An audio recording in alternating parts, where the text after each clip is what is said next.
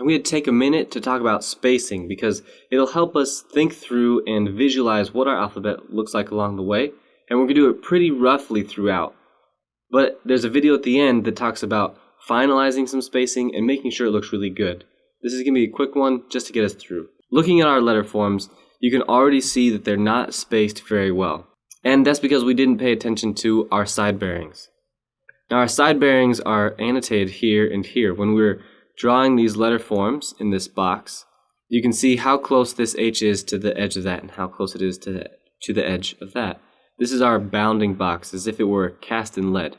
A rule of thumb, when we're going to space right at the beginning, is just some simple percentages. For our H and our N, or characters like it, we're going to use 25% of the inner space.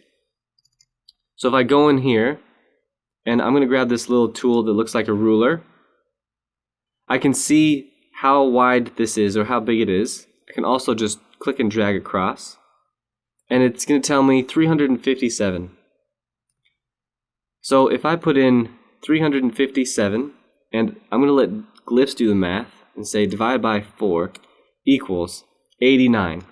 I'm going to let the side bearing of both of these sides be 89.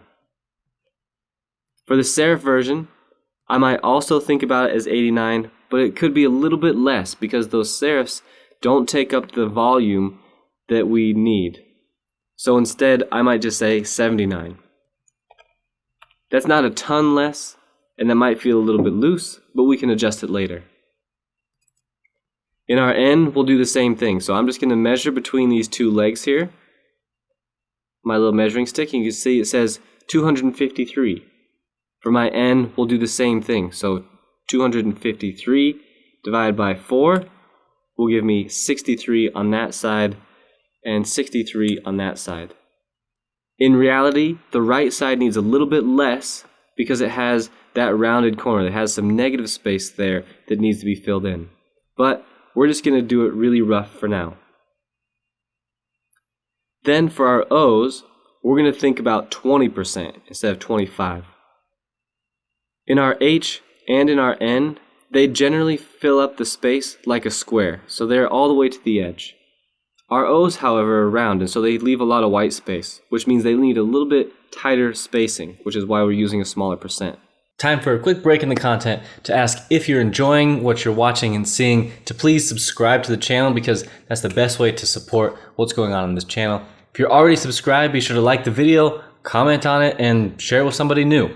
Alright, back to the action. Again, I'm going to do 20% of this inner H space, not the inner O. So it was 357. We'll go here and say 357, and 20% is divided by 5, and we'll get 71. The O is also symmetrical, so we'll put 71 there as well. Same thing over here. We'll remeasure our N just so we can remember that number. Say it's 251 or 52. So we'll say the side bearing here is 252 divided by 5. It's 50. Perfect. So we'll set those as our side bearings. We can also quickly set those for the side bearings of both weights. So I'm doing the serif and the sans serif here.